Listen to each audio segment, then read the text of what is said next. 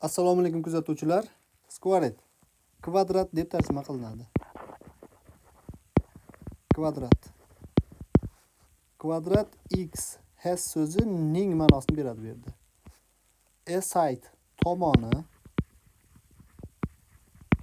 length uzunligi, 12 santimetr. 12 santimetr. The perimeter of square y. Perimetri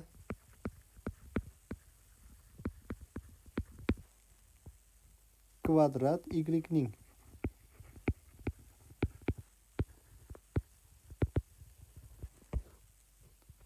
Two times. 2 marta katta.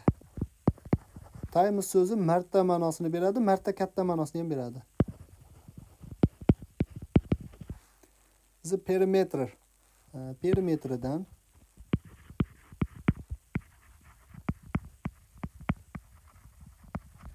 of squared x.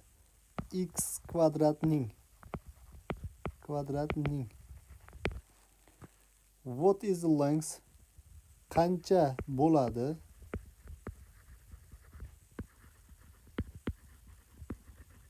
Length uzunligi. Santimetrda.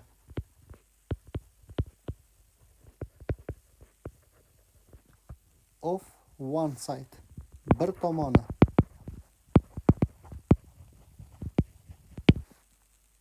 Of squared y. Kvadrat y ning.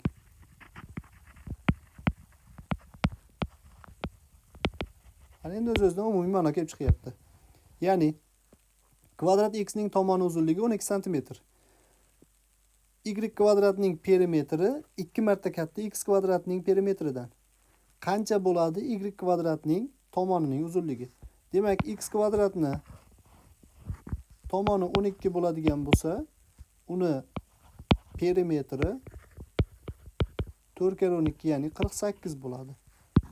Y kvadratni tomonini hozircha bilmaymiz, b deb nomlaymiz. Bu yoqni ham b deb turamiz. Shunda p y mana bu x kvadratni perimetridan 2 marta katta ekan, ya'ni 96 ga teng ekan. Endi bizdan so'rayapti mana bu y kvadratni bitta tomoni uzunligini.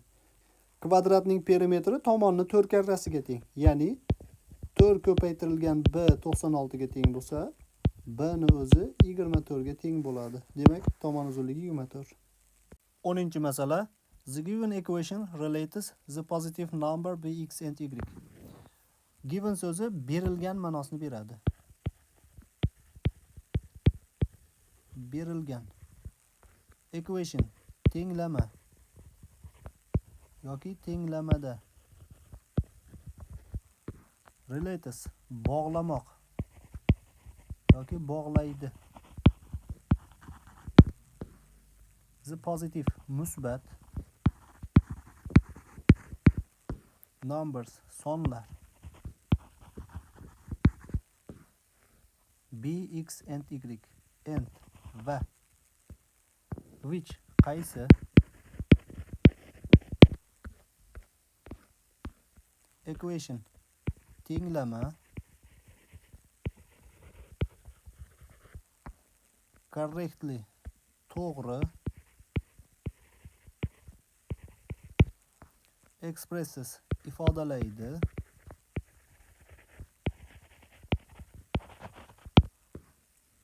x in terms orqali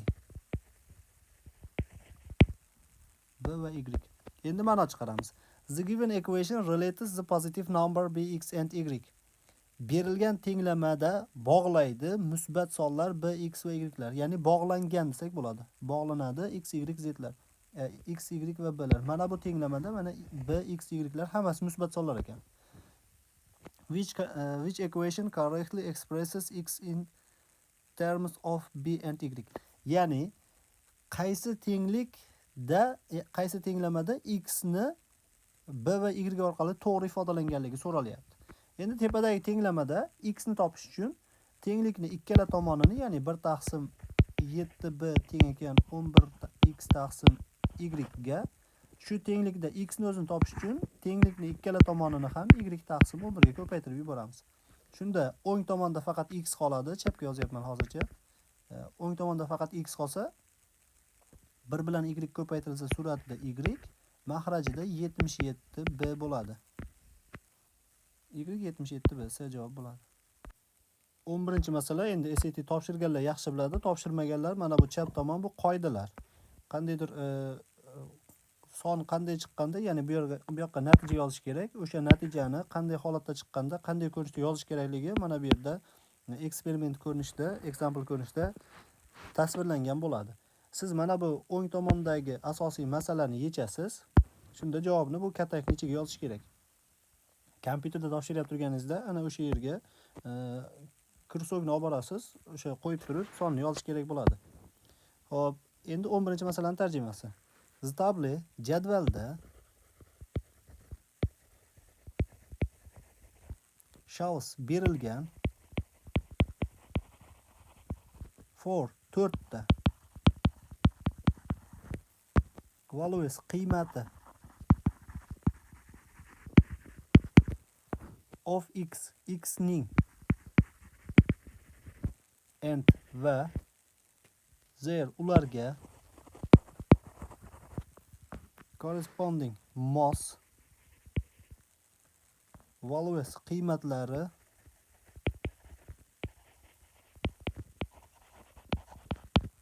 berilgan fx ning. Zera ular is a linear chiziqli relationship bog'lanish yoki bog'langan between orasida desa ham bo'ladi. X and fx, x va y, x va fx, z u yerda, z is u yerda, defined by ifodalangan. Mana shu defined so'zi aniqlangan deb tarjima qilinadi. Aniqlangan.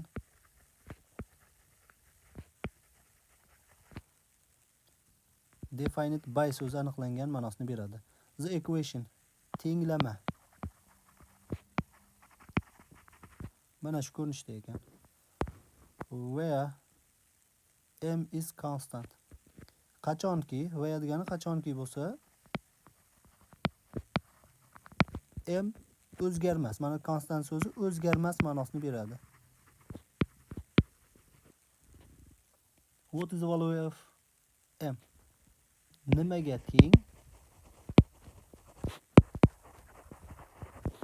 qiymati m ning? Mana topishimiz kerak. Demak, tepadagi ma'lumotlardan chiziqlar bog'lanishini ko'rib chiqamiz. Chiziqlar bog'lanishi bu yerda ko'rsatilyapti. Xo'p, demak, x 10 ligida fx 82 bo'lar ekan. 82 teng bo'ladi 10 ko'paytirilgan m ayrilgan 28 ga. 28 ni chap tomonga qo'shib o'tkazadigan bo'lsak, 110 teng bo'ladi 10 m ga. Bundan m ning qiymati 11 ga kelib chiqadi. Bu yoqqa 11 yoziladi. Bundan oldingi masalamizda ko'rsatilgan qoida mana bu yerda ozginasi ko'rinyapti. Rasm format olganim uchun pastni ko'rsata olmayapman. Berilyapti turgan masaladan agar natija 3,5 chiqsa, bu ko'rinishda yozishing mumkin. Bunaqa yozma, xato deyapti. Pastda ham shunga o'xshaganlar ko'rsatilgan, ya'ni o'nli kasr ko'rinishda qanday yozish kerakligi. Xo'p, 12-masala. Tarjima qilamiz. The given expression is equivalent to bx cube minus 11 va xo'p. Given berilgan.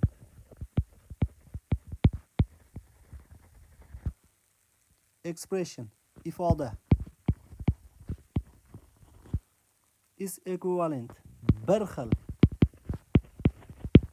Ekvivalenti degani bir xili degani. Ayniyat desak ham bo'laveradi. Mana shunga deyapti. Va bu yerda B is constant. O'zgarmas. B o'zgarmas son. What is value of B? B ni qiymati nimaga teng? Nimaga teng? Value qiymati B ning. Demak, tepadagi soddalashtirish kerak. 5x kub ayrilgan 3 bo'ladi. Qavs ochsak minus 4x kub plus 4x kub bo'ladi. Plus 8 qavsning oldidagi minus hisobiga minus 8 bo'ladi. Soddalashtiradigan bo'lsak 9x kub ayrilgan 11 bo'ladi. Xo'p, endi u yerda bx kubni bu yoqqa yozamiz. Minus 11. 11lar chopildi. X kublar keyin qisqarib ketsa b teng 9 ga ekan. 9 yoziladi.